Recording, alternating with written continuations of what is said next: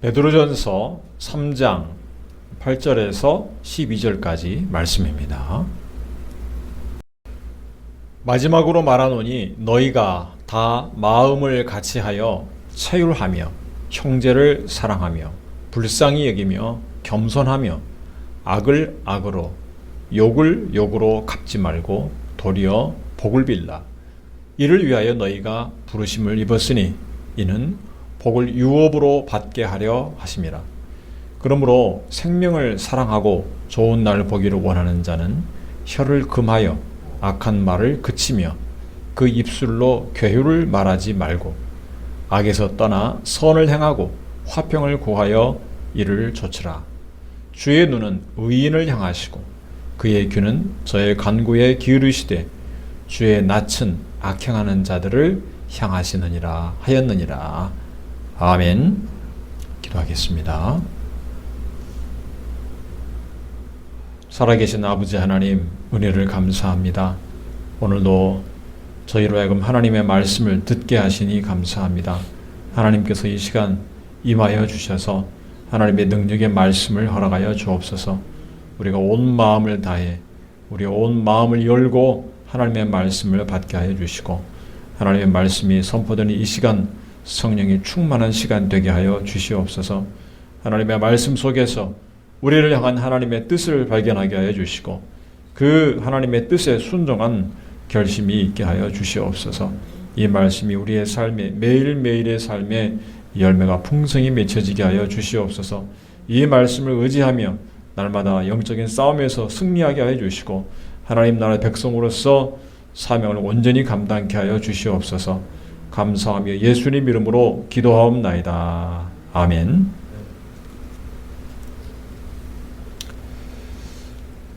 일반 세상의 사람들 중에도 알고 있는 성경 말씀들이 있는데 그 중에 한 가지가 눈은 눈으로 이는 이로 갚으라 하는 말씀이 있습니다. 이 말씀은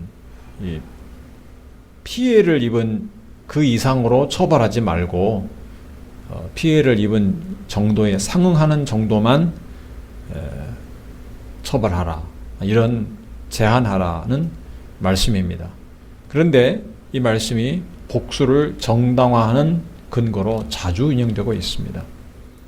당한 만큼 되돌려주는 것이 정당한다는 그런 논리를 앞세우고 있습니다.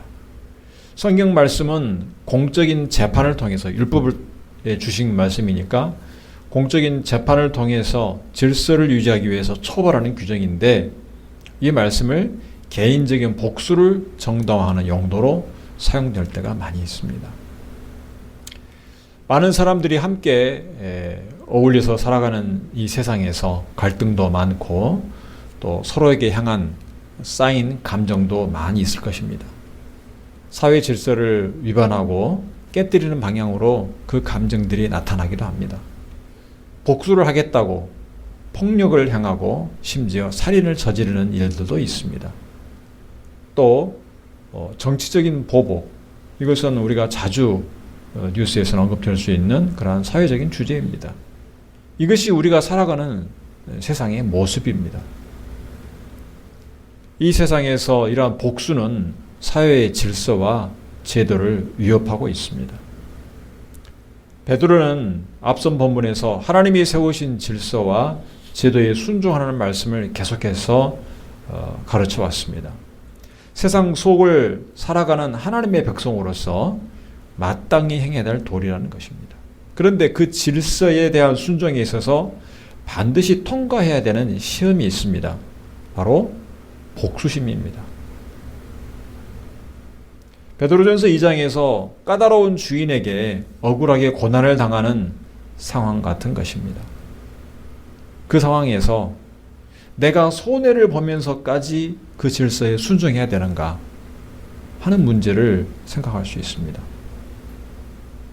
그런데 하나님의 말씀에서는 고난을 위해 부르심 받았다고 했으니 참고 견디는 것이 성도의 도리인 것입니다. 그런데 여기에는 중요한 원리가 있습니다. 고난이라고 하면 보통 개인적인 문제로 생각을 합니다. 그런데 오늘 본문에서는 그보다 더 근본적인 문제, 선과 악의 문제로 접근을 하고 있습니다. 세상에서 당하는 고난은 사실은 선과 악의 문제인 것입니다. 훨씬 깊고 중요한 영적인 싸움의 원리인 것입니다. 하나님께서 성도에게 원하시는 것은 그냥 우리가 참고 견디면 모든 것이 평안하고 지나가기 때문에 고난을 견디라는 말씀이 아닙니다. 하나님께서 나중에 더 좋은 곳으로 갚아주실 것이기 때문에 그 고난을 당한 순간은 눈 칠끈 감고 지나가길 기다리라는 것도 아닙니다. 이 세상에서 성도가 당하는 고난은 선과 악의 문제인 것입니다. 하나님께서 세우신 질서에 순종하는 삶에서 바로 이 문제가 얽혀 있습니다. 선과 악의 문제. 그래서 어려운 것입니다. 심지어 이 문제는 가장 갈등이 없을 것 같은 교회 공동체 내에서도 이 문제를 겪을 수가 있습니다. 오늘 본문 8절 말씀에 마지막으로 말하노니 너희가 다 마음을 같이하여 체휼하며 형제를 사랑하며 불쌍히 여기며 겸손하며. 여기서 너희는 교회 성도들입니다. 이 편지를 수신하는 성도들이라는 말씀입니다. 그들을 향해서 이런 권면을 했습니다. 마음을 같이하라. 예수님 안에서 형제요 자매된 성도 간에 마땅히 서로 사랑하고 마땅히 한 마음이 되어야 할 것입니다. 그런데 베드로는 그것을 가르치며 권면하고 있습니다. 8절에서 이 체휼하다는 것은 쉽게 말하면 역지사지의 마음을 갖는 것입니다. 상대방 입장에 서서 그 처지를 이해하고 공감하는 것입니다.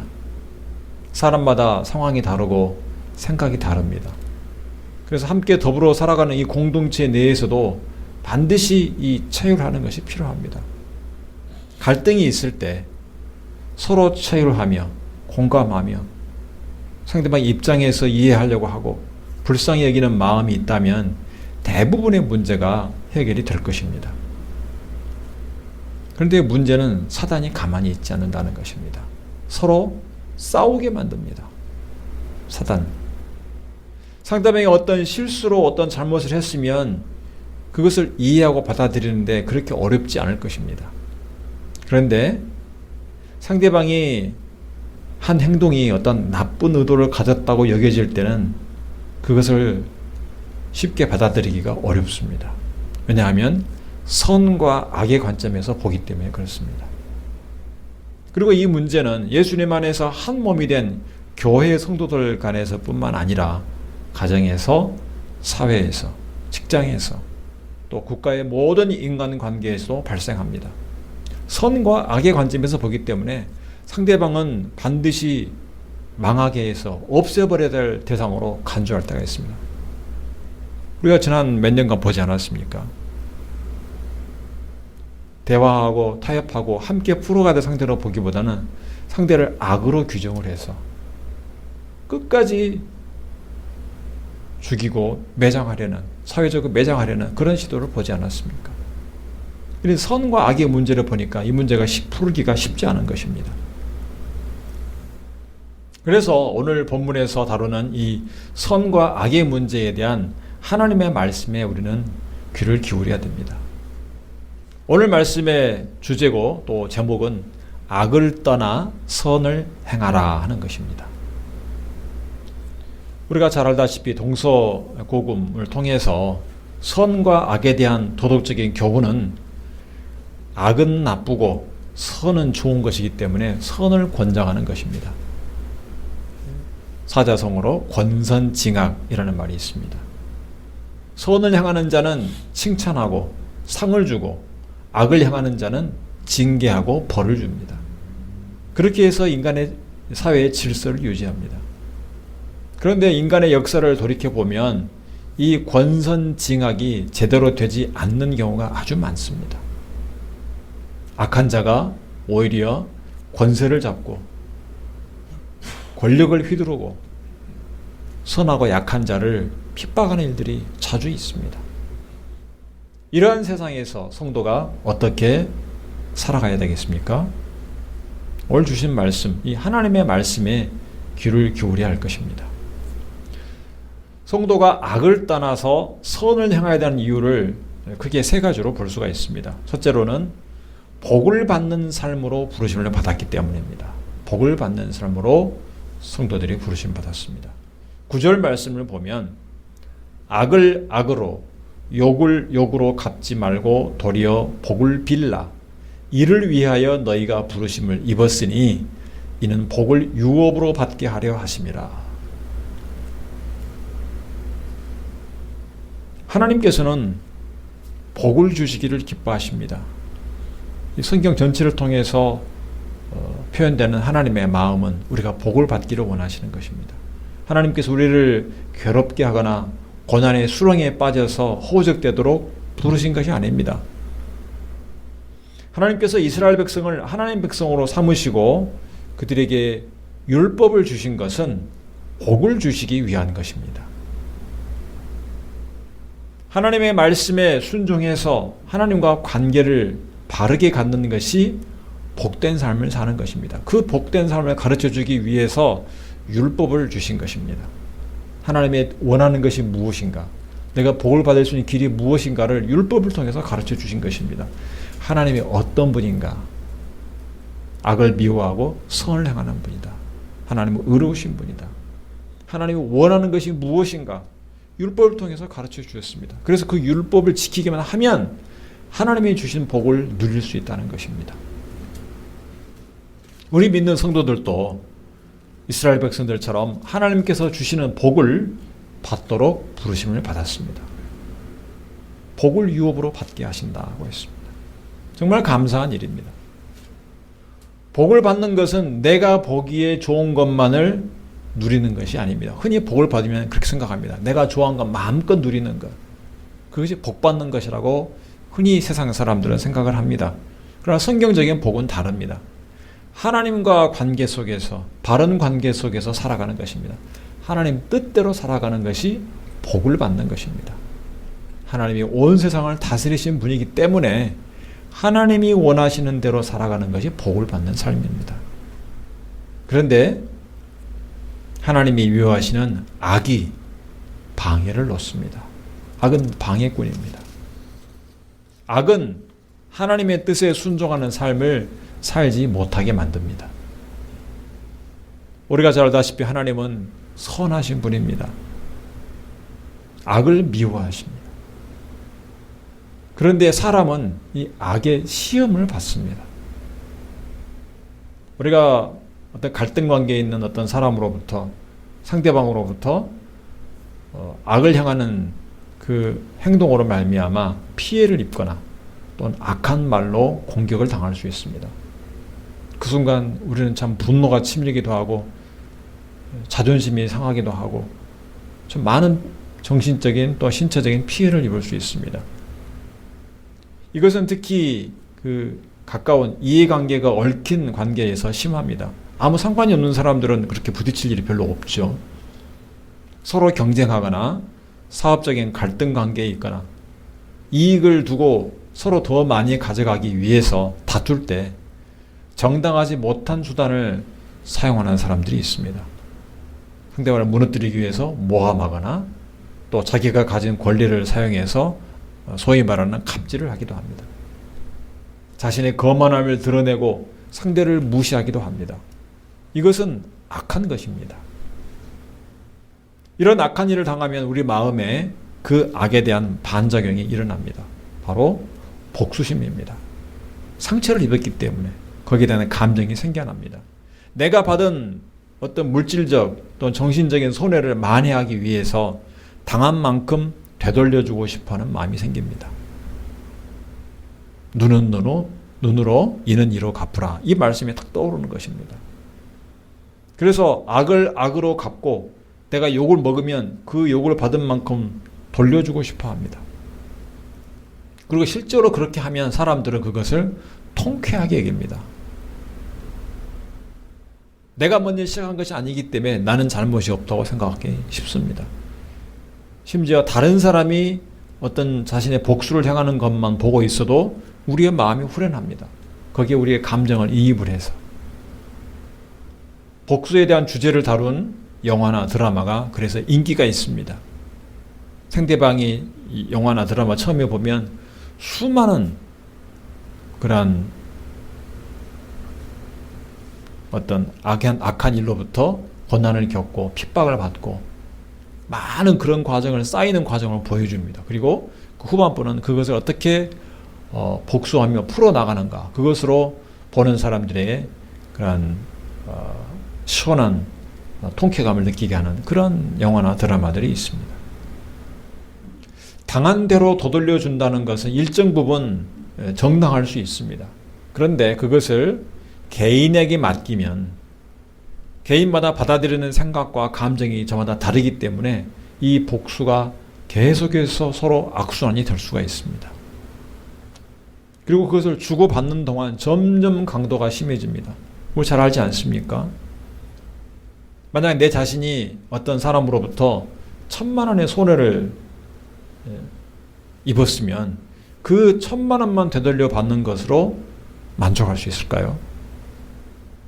그것은 단지 원상복구에 불과합니다. 그냥 아무 일도 일어나지 않아도 1,000만 원 손해볼 일이 없었습니다. 그런데 그것을 돌려받는 동안 입은 정신적인 충격과 피해도 보상받고 싶어 합니다. 그래서 내가 피해를 입은 것보다 더 많이 되돌려 받아야 된다고 생각합니다. 그래야 마음이 후련합니다. 내가 만약에 피해를 입었으면 상대방에게 더 많이 돌려주어야 내 마음의 시원함을 느낍니다. 그렇게 서로 주고받고 언성을 높이고 강하게 공격을 합니다. 그래서 간단한 일로 시작된 시비나 말다툼이 실제적인 폭력, 싸움으로 발전하는 것입니다. 그러면 이것이 어떤 상황일까요? 이렇게 비유할 수 있습니다. 이 잔잔한 그런 호수에 돌을 던지면 어떻게 됩니까? 그 돌로 인해서 그 주위로 물결이 파동을 일면서 계속 퍼져가는 것을 볼 수 있습니다. 한 사람의 악행이 여러 반작용을 일으키면서 계속해서 커져가게 되는 것입니다. 퍼지게 됩니다. 악을 악으로 갚고 욕을 욕으로 갚는 것은 이 악의 시험에 빠지는 것입니다. 한 번만 큰 돌을 던져주면 호수에 다 퍼지는 것처럼 악이 퍼져갑니다. 악의 시험에 빠지게 되면 우리는 상대방이 망하기를 바라게 됩니다. 큰 사고를 당하거나 사업이 망하거나 가족이 어려움이 있거나 이런 것들을 당하기를 은근히 마음에 원합니다. 우리가 아예 이 악을 악으로 갚기를 원합니까? 되돌려 주어야 내가 이긴다고 생각을 합니다. 그래서 악을 갚아야 한다고 생각합니다. 만약 악을 갚지 않으면 내가 지는 것 같이 느껴집니다. 악한 일을 당할 때 우리는 어떤 일이 벌어지고 있는가를 말씀에 비추어서 깨달아야 될 것입니다. 상대방을 이기기 위해서 악을 행하면 실상은 악에게 지고 있는 것입니다. 악에 준 시험에 사로잡혀서 지고 있습니다. 악에게 포섭되었다고 봐야 되는 것입니다. 전념되었습니다. 악에게. 그렇다면 이 악을 퇴치하는 것이 급선무입니다. 악을 악으로 갚는 것은 상황을 더 나쁘게 만듭니다. 악의 이 깊은 소용돌이, 깊은 수렁으로 점점 빠져들어가는 것입니다. 하나님의 백성은 어떻게 됩니까? 이 악의 시험에서, 악의 수렁에서 빠져나와야 되는 것입니다. 그래서 오늘 말씀에서 9절에 그 악을 행하는 상대방을 위해서 복을 빌라, 도리어 복을 빌라 하고 했습니다. 잘 되기를 바라라는 것입니다. 나에게 손해를 끼친 사람이 진심으로, 거짓으로가 아니고 진심으로 잘 되기를 바라는 것입니다. 그것이 악의 이 수렁에서 빠져나오는 것입니다. 그렇게 하지 않으면 이 악순환에서 돌이킬 수가 없습니다. 악한 말과 행동을 주고받는 것을 과연 복된 삶이라 할 수 있겠습니까? 하나님께서 그것을 원하실까요? 하나님께 복을 받는 삶으로 부르심받은 성도라면 이 악에서 빠져나와야 됩니다. 악의 시험에서 빠져나와야 됩니다. 그것은 상대가 잘 되기를 마음으로 진심으로 바라는 길밖에는 없습니다. 이 복수의 악순환에 빠지는 것은 하나님의 복을 누리는 삶이 아니기 때문에 악을 떠나 선을 향하라는 것입니다. 우리가 어떤 존재인가를 생각을 해야 됩니다. 거룩한 하나님의 백성입니다.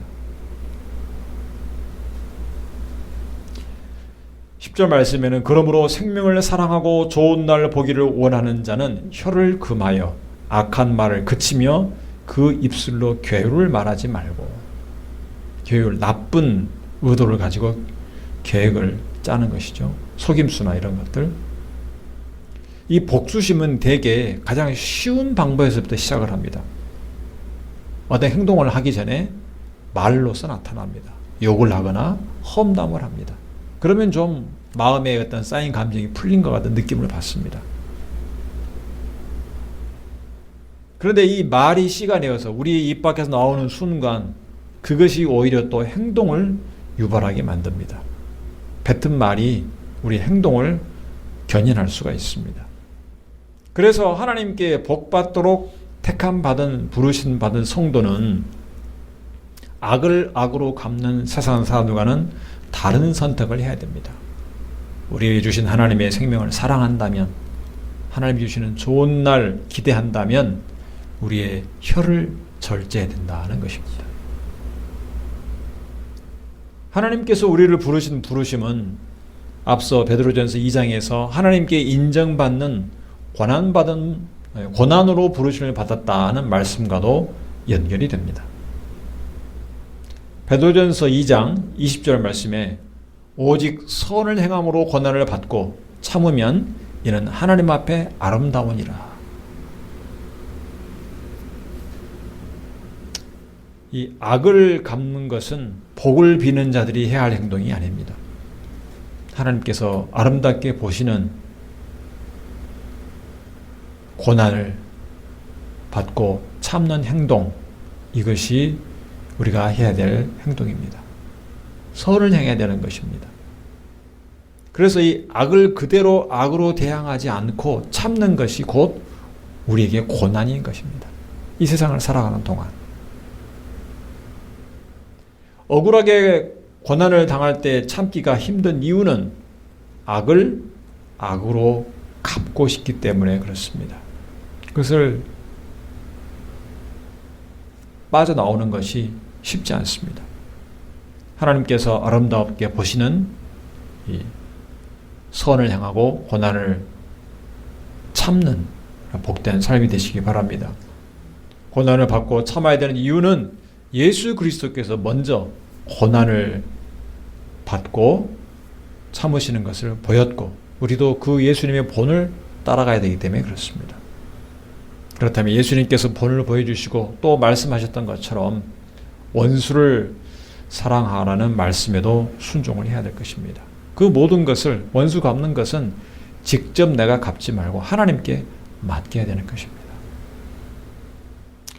두 번째로 악을 갚지 말고 선을 향해야 되는 이유는 화평을 위해서입니다.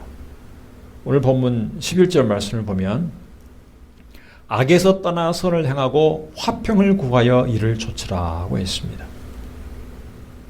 하나님은 질서의 하나님이라고 했습니다. 세상을 다스리실 때 이 질서와 제도를 통해서 다스리시는 것을 보면 하나님께서 질서의 하나님이신 것을 알 수 있습니다. 이 질서가 평화와 안정을 가져오는 것입니다. 만일 사람들이 개인적으로 복수하면서 서로 이 복수의 악순환에 빠져 있다면 그 사이가 어떻겠습니까? 평화가 없습니다. 늘 싸우기 때문에 그렇습니다. 불안합니다. 로마서 12장 18절에서는 이렇게 말씀합니다. 할 수 있거든 너희로서는 모든 사람으로 더불어 평화하라. 모든 사람, 세상에 있는 모든 사람으로 더불어 할 수만 있으면 평화하라. 물론 우리가 우리의 신앙을 포기하면서까지 평화를 추구해야 되는 것은 아닙니다. 하나님의 말씀에 순종하되 가능한 범위에서는 평화하기를 힘써야 된다는 것입니다. 하나님은 선으로 악을 이기는 것을 위해서 부르심을 입었습니다. 선으로 악을 이김으로 화평을 이루도록 부르심을 받은 것입니다. 그런데 요즘에 악을 떠나 선을 향하라 하는 말을 하면 그 말씀이 좀 시대에 뒤떨어진 것처럼 진부하게 느껴질 수 있습니다. 저는 본문을 묵상하면서 생각을 했습니다. 악을 떠나 선을 향하라는 이 말씀을 우리가 어떻게 보통 받아들이기 쉬운가? 요즘 시대에 나 자신부터도 어떻게 느껴지는가?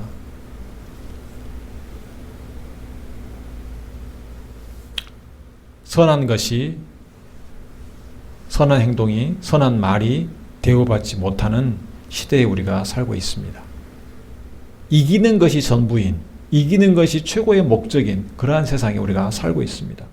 그러한 세상에서 이 착해 빠진 선으로는 세상에서 살아남을 수가 없다. 이런 의식이 세상 가운데 아주 팽배합니다. 그래서 내가 받은 손해를 되돌려주고 내가 어떤 사람들의 그 악한 것을 이기려면 나도 똑같이 악해질 수밖에 없다는 논리가 자연스럽게 생기기 쉽습니다. 나도 독해져야 된다. 이런 생각을 사람들이 합니다. 그래야 이길 수 있다. 이런 상황에서 선을 행하라 하는 말은 시대에 뒤떨어진 것 같고 그래서 설득력이 약한 것 같은 그런 느낌이 듭니다. 그런데도 사람들은 누가 하고 공공연하게 드러내놓고 악을 향하면 보는 마음은 불편합니다. 부당하다고 느끼기도 합니다. 그렇지만 나만 손해보지 않으면 그 악한 것도 어느 정도 용인하려는 마음이 있습니다. 나한테만 피해가 없으면 국가의 어떤 지도자가 아무렇게 행하고 악을 행해도 별 상관하지 않는 사람들이 있습니다. 이것이 악을 더 키웁니다. 악을 향하는 사람으로 하여금 담대하게 만드는 것입니다. 사람들은 잊어버리고 있습니다. 악이 사회를 접먹고 무너뜨린다는 것을 잊어버리고 있습니다. 단지 잠깐 눈앞에 보이는 어떤 피해가 없으면 잊어버립니다. 우리 하나님의 백성들은 이 세상을 본받지 말고 하나님 말씀에 순종해야 됩니다. 악을 떠나 선을 향하라. 이것은 하나님의 말씀입니다. 악을 떠나 선을 향하라는 것은 방향을 바꾸라는 것입니다. 돌이키라는 것입니다. 이 동물의 세계 보면 재미있는 현상들이 종종 있습니다. 이 집단을 이루며 사는 곤충 또는 동물들 중에는 군집을 이루어서 생활할 때 앞에 있는 동료만 무조건 따라가는 일들이 종종 있습니다. 그렇지 않습니까? 양을 봐도 한 마리가 앞에 서면 그 뒤로 졸졸졸 따라가고 또 곤충들도 그러고 그런 일들이 있습니다. 맹목적으로 앞에 있는 그 동료를 따라가는 것입니다. 만약에 어떤 먹이나 어떤 여러 가지 방법을 이용해서 그러한 동물이나 곤충이 큰 원을 그리도록 돌게 하면 어떻게 되겠습니까? 계속해서 돕니다. 앞에 가는 그 동료나 친구만 보면 계속 가니까 계속 원을 돌게 되어 있습니다. 그 중에 어떤 한 마리가 방향을 바꾸어 이탈하지 않는 한 계속 돌게 됩니다. 이것이 바로 악순환입니다. 악에 빠진 순환입니다. 복수하고 계속 악을 향하는 사람을 똑같이 따라서 하게 되면 빠져나올 길이 없습니다. 그때 사단은 박수치면서 좋아할 것입니다. 우리 하나님의 백성이라면 이 악의 순환에서 빠져나와야 됩니다. 하나님께서 질서로 세상을 다스리는 것은 악이 창궐하는 것을 막기 위한 최소한의 기준입니다. 최소한의 장치입니다. 질서가 없다면 힘을 가진 자의 횡포가 심해집니다. 사회 불안이 심해집니다. 질서를 유지하고 평화를 이루기 위해서 악한 자를 벌하는 것이 필요한 것입니다. 악을 제어할 필요가 있습니다. 여러분이 매일 삶 속에서 만나는 사람들과의 관계가 원만하고 평화롭기 위해서는 손해보더라도 당한 만큼 되돌려주라는 이 악의 순환을 끊어버려야 할 것입니다. 그렇지 않는다면 끊임없이 이 소모적인 복수에 빠지게 됩니다. 그런 일이 자주 있지 않습니까?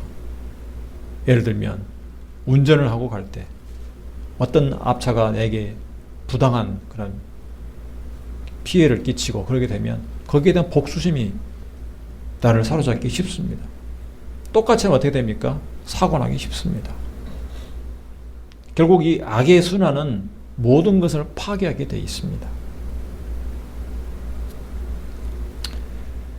그래서 이 화평을 위해서, 원만하기 위해서는 악을 떠나 선을 향하라 하는 것입니다.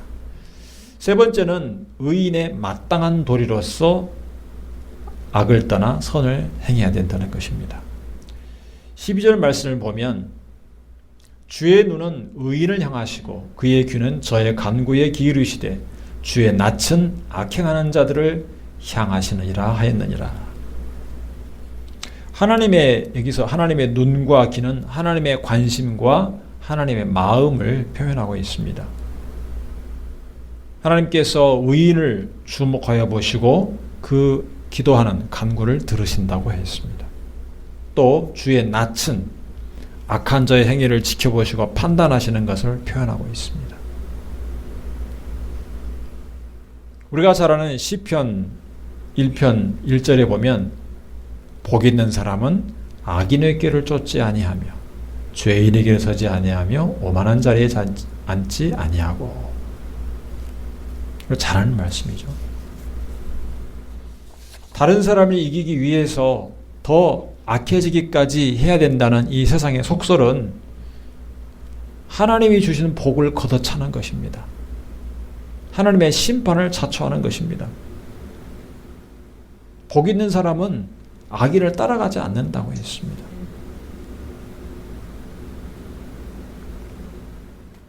오늘 본문 12절 말씀과 관련해서 우리가 반드시 또한 기억해야 될 말씀이 있습니다. 시편 1편 6절의 말씀입니다. 대저 의인의 길은 여호와께서 인정하시나 악인의 길은 망하니로다. 선을 행하는 것은 하나님을 따르는 것입니다. 하나님이 선하신 분이니까. 하나님께 속하는 것이 바로 선을 행하는 것입니다. 그런데 우리가 악을 떠나 선을 행하라는 말에 그냥 주춤해서는 안 되는 것입니다. 악을 행하는 것은 사단을 따르는 것입니다. 어떤 이유로 상대방으로부터 어떤 손해를 보고 피해를 입었을 때 여러분 안에 복수심이 가득해지면 우리는 반드시 기억을 해야 됩니다. 여러분은 하나님을 따르는 사람인가? 사단을 따르는 자인가? 하나님 앞에서 결정해야 됩니다. 하나님이 인정하시는 삶을 살 것인가? 사단이 좋아하는 삶을 살 것인가? 의인의 삶을 살 것인가? 악인의 삶을 살 것인가? 중간은 없습니다. 가만히 있으면 어떻게 됩니까? 계속 악에게 끌려갑니다. 왜? 이 세상이 악에 가득 차 있기 때문에. 내가 결정을 하고 가만히 있으면 악의 방향으로 점점 흘러갈 수밖에 없습니다. 세상의 흐름에 떠밀려가는 것입니다. 우리 하나님의 택한 백성, 거룩한 백성은 세상을 거슬러 가야 됩니다. 하나님의 뜻을 이루기를 힘써야 됩니다. 여러분이 사랑하고 여러분이 섬기는 하나님이 선한 분이라는 것을 세상 가운데 보여야 되는 것입니다. 성도 여러분, 이 세상이 죄악으로 가득 차 있습니다. 그래서 이 세상에서 자기중심적인 사람들은 상대방이 준 피해를 받은 그 이상으로 되돌려주려는 마음이 있습니다. 끝없이 돌고 도는 이 어리석은 악순환을 벗어나야 될 것입니다. 여러분이 살아가는 가정에서, 직장에서, 삶 속에서 만나는 사람들 관계에서 이것을 지키기가 쉽지 않습니다. 그러나 보복의 악순환을 끊고 악을 떠나 선을 행하는 것은 하나님의 뜻인 것을 기억하시기 바랍니다. 성도가 이 세상에서 선을 행한다는 것은 어둠으로 가득한 세상에 빛을 비추는 것입니다. 그것을 위해서 여러분이 부르심을 받았습니다. 우리 믿는 성도들은 하나님의 은혜로 예수 그리스도를 통해서 의롭다고 인정받았습니다. 죄인임에도 불구하고 우리의 죄를 예수 그리스도를 통해서 사해 주시고 의인이다 이렇게 여겨 주십니다. 하나님이 여겨 주셨으면 그 의인답게 하나님이 인정하시는 삶을 살아야 할 것입니다. 그것을 위해서는 예수님의 본을 따라가야 됩니다. 예수님께서 어떻게 본을 보이셨습니까? 십자가의 삶을 사셨습니다. 십자가의 죽음을 택하셨습니다. 자기 십자가를 지는 삶이 없이 우리는 악을 떠나 선을 향할 수 없습니다. 내가 죽지 않고 어떻게 내 복수심을 내가 스스로 없앨 수가 있겠습니까? 복수심을 따르지 않는 것은 곧 자기 자신을 부인하는 것과 같습니다. 자기 십자가를 지는 삶이 없이 하나님을 따르는 선을 향하는 삶을 살 수가 없는 것입니다. 우리는 예수 그리스도를 통해서 우리에게 주신 이 부활 생명의 능력을 의지해야 됩니다. 나는 죽고 예수 그리스도의 능력으로 살아간다는 이 신앙을 가져야 될 것입니다. 여러분 안에 예수님을 의지하면서 악을 떠나 선을 행하기를 힘쓰는 성도들이 되시기를 주님의 이름으로 축원합니다. 기도하겠습니다. 살아계신 아버지 하나님, 오늘도 주신 말씀을 참으로 감사합니다. 하나님 아버지, 이 죄악이 많고 악을 향하는 세상 가운데서 우리로 하여금 선하신 하나님을 따라 살게 하신 것을 감사합니다. 하나님 아버지, 악을 악으로 갚으라는 주장을 하는 이 세상 사람들 가운데서 우리는 악을 악으로 갚지 않고 선을 행하는 결심을 하게 하여 주시옵소서. 아버지 하나님, 하나님께서 우리에게 이 선을 행하는 삶을 불러주신 것은 복을 받게 하기 위한 것임을 깨닫게 하여 주시옵시고, 악을 반복하는 것은 복된 삶이 아닌 것을 깨닫게 하여 주시옵소서. 하나님이 주신 평화와 이 안식, 안정을 누리기 위해서 선을 택하는 저희들이 되게 하여 주시옵소서. 하나님 아버지, 또한 우리 하나님께서 우리에게 주신 이 의인으로서의 삶을 살게 하여 주시기를 원하고 기도합니다. 사단의 악의 시험에 빠져서 허죽되지 않고 오직 하나님의 뜻을 행하는 길을 힘쓰는 저희들 되게 하여 주시옵소서. 하나님 아버지, 우리에게 주신 이 복된 삶 기쁨으로 누리며 우리 주님을 따라 자기 십자가를 지며 감당케 하여 주시옵소서. 예수 그리스도 이름으로 기도하옵나이다. 아멘.